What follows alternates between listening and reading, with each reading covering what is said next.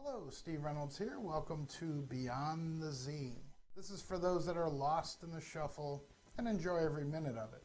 So we're going to take some ideas like the cover grip and the bottom line cover from the Z video and apply it to some classic and offbeat fall shuffles. And then we're going to go beyond the Z into some uncharted territory. But since that cover grip is so important, let's review.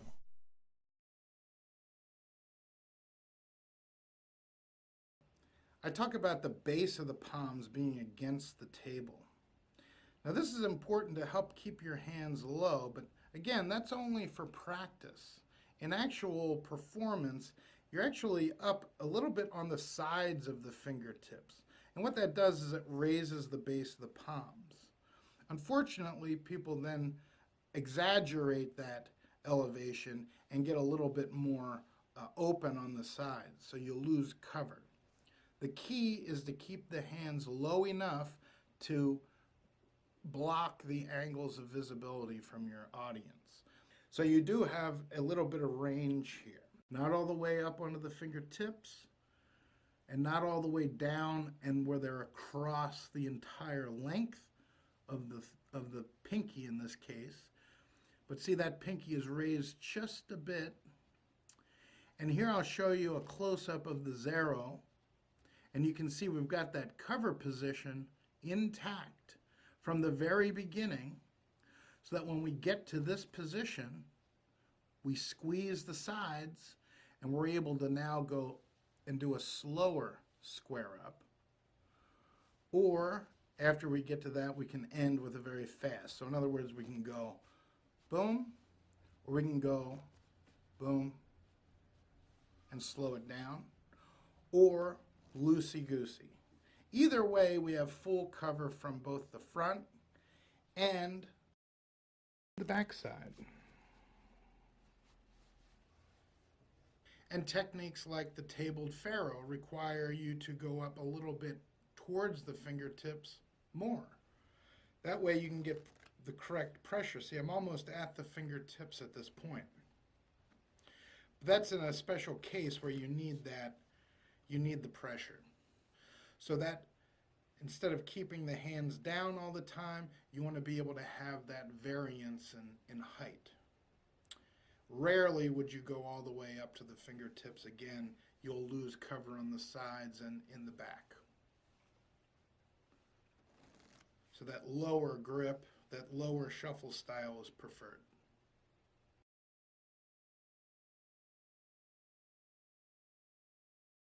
Now Marlowe had a special strip-out shuffle technique in a booklet in 1974 called Marlowe's Objectives, and it was designed to eliminate any hang-ups during the strip-out. But in our case, you can see how it applies that full cover grip. We actually begin with Marlowe's strip-out technique from Riffle Shuffle Systems. And you can see I am up on the fingertips. This is one of those rare cases.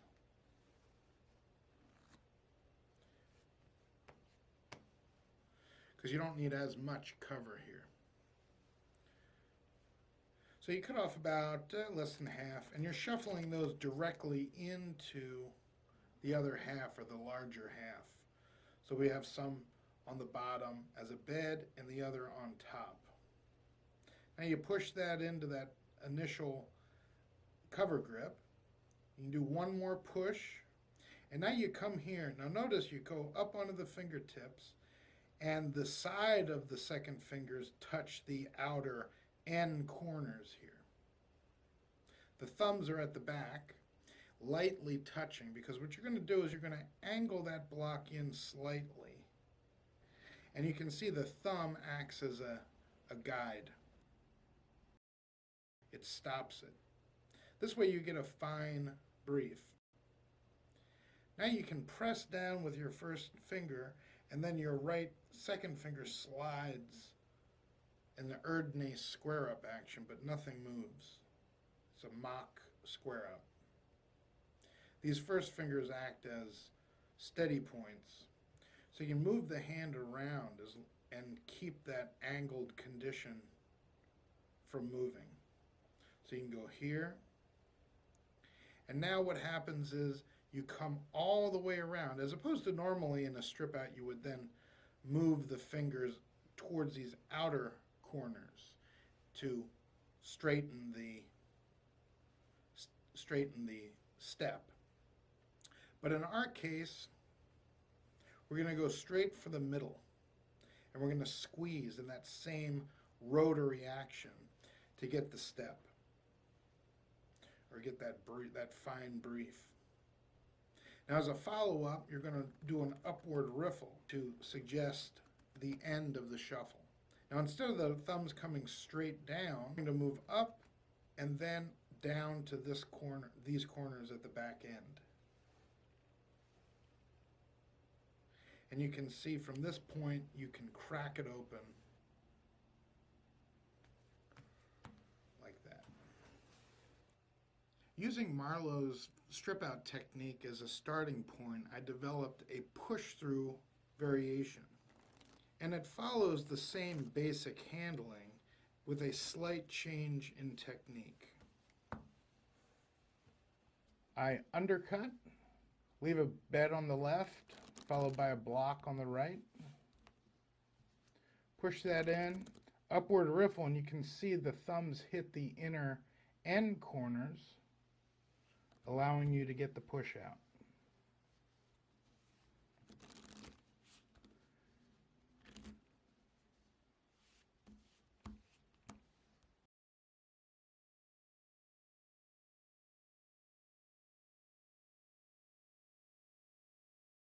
Now, the secret to a fine strip out. This is an important skill to have, particularly when we get into the main beyond the Z stuff in a moment. You can get that as fine as you want. Now, this is not fine, but you can see if I grip everything on the right and don't touch anything on the left, I can just strip that out. Same holds true for the left, of course. I keep everything held on the left and not touching anything on the right.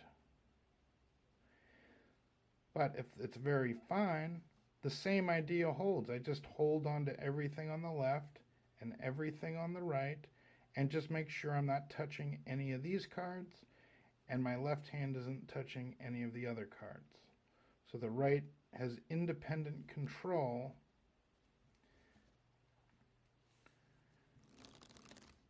We can get that very fine.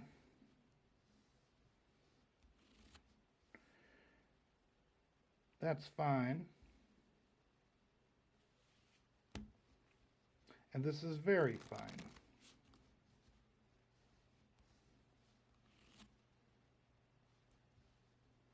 But with the right application of technique, you can get it.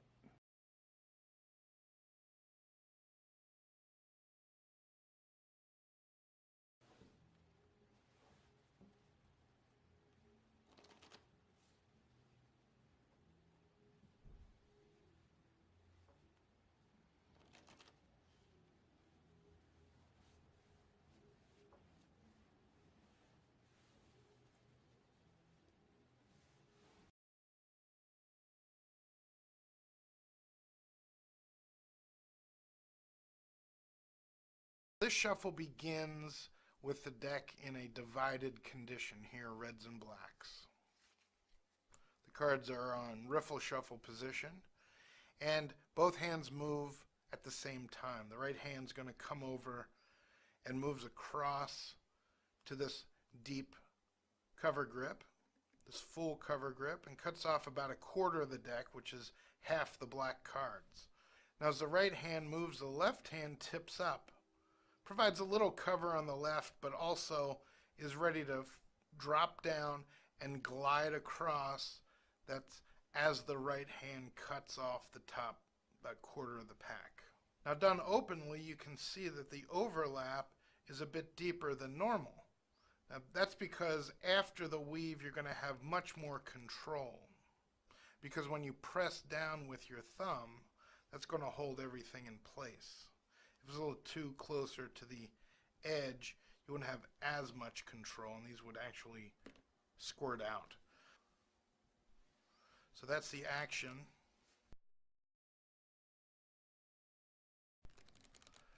So this press down finesse was not in the cover-up shuffle, but in the next shuffle in Expert Card Conjuring, Marlowe's Perfect Fall Shuffle.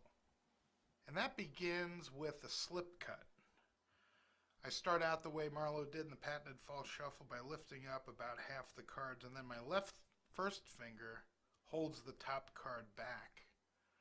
My right fingers can then slide out the top block, setting up for a direct strip out. Now my fingers come over, hiding everything, and I lift up with my right thumb, but I only lift up the top card with my left. But that's all covered. Now I can riffle off all the cards with my right thumb, and then in time with the riffle I drop off the top card of the left, and I press down with my thumb, and I can do the cup square up.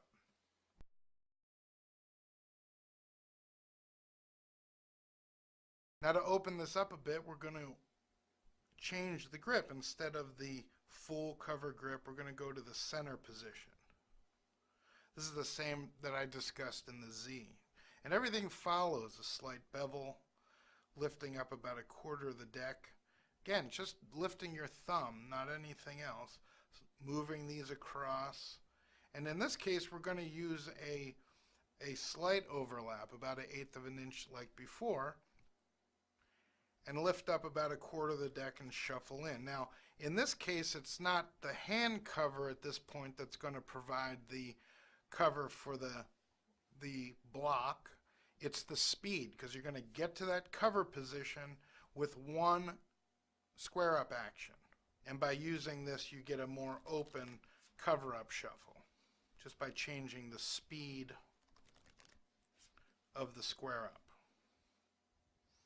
Now you can slow that down by applying the bottom line idea that I used with the Zero shuffle, but we can use it here with the cover-up shuffle. It starts the same way, with the same riffle shuffle. Now, when you begin to square, you're going to squeeze the right side. You're going to push down with the first finger and squeeze. By doing that, you're going to lift some of the left side cards, and if you loosen up your left thumb just a tad and squeeze, you can move it back in and obtain a break. So that squeezing action gives you the break. And because of that break, you can immediately go into the bottom line technique. You can grip the lower half and pull it over so it masquerades as half the pack. Notice on this side you have something different. Now at speed, the shuffle can look rather good. Now I did realize after a little experimentation that you can cut and shuffle just the same, get to that cover position, and then move your left hand to do the squaring action. Now I did realize after some experimenting that if you cut off about a quarter of the deck and shuffle into the upper quarter, now you're going to leave a block from the right side on top and get to that cover grip. Now you move your left hand and do the square up. Now also you can take the top quarter and cut it to the left, shuffle in as before, and then show on the right. And just these two things allow for an even more open look. Let me show you. So if I were to cut off a quarter and shuffle that in there, get to that cover position, about ready to square up, and then immediately spread and do a very much more open looking shuffle like that. The same thing holds true if you cut to the right, but this time it's a little forward like this.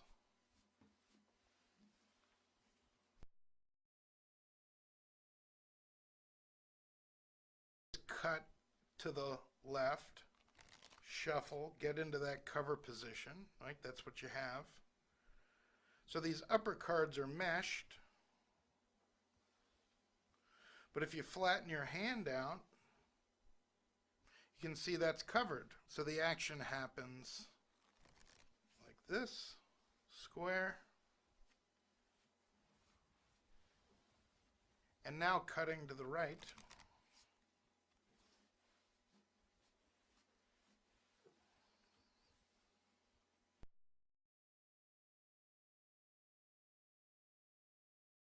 Now this shuffle, you don't need as much cover. It's the form of the strip out.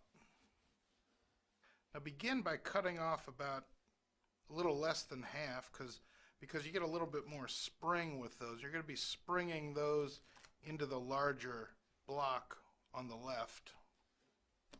Now as you lift up, you're going to rock onto the third finger and the side of the fourth finger. The thumb is going to move up, but your hands are moving with the cards, all right? You're not just lifting them up and letting them drop. You're going to lift them up so that the fingertips can spring the cards off. You have a little bit more control as well. Now notice the cards have staggered by the ends and the sides. You're going to preserve the staggered condition on the ends. So you're going to come in that angular grip towards the ends. These are the conjoining ends. We got the outer ends here. And you squeeze in. And that's going to angle the sides a bit. But notice towards the ends they're gripped. And now you can square to that first cover position and then squeeze the sides again. That flattens out everything. Note the ends haven't been touched. Your third fingers then grip the ends and then push in until you feel those corners touch the tips. So this way you got a little bit more cover. You can do one more if you'd like, but as long as you hang on tight to those end jogged cards, you can do a strip out, and that preserves the entire deck. Now, but you still have the end jog condition.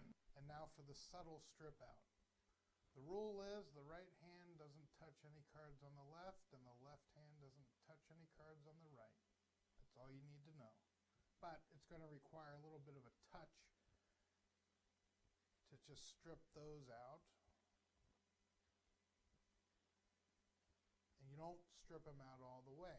So you're going to be doing essentially what you would do if you were doing a bluff tabled faro. So you would set up the end jogs, do the strip out, and see now I'm just lightly touching those corners. They're going to square, but they're not going to square all the way. And so now you can use your third fingers or second fingers and do the fake riffle. And you can be as open with this as you'd like.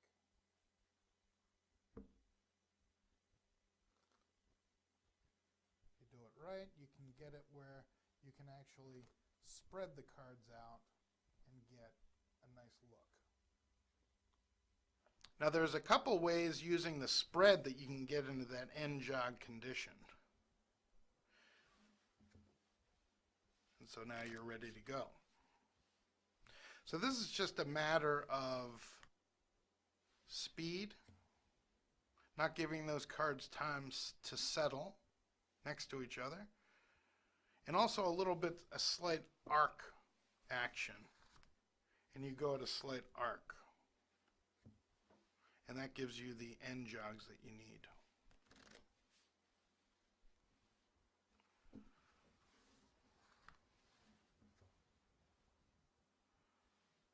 And so you get a pretty good distribution in the middle.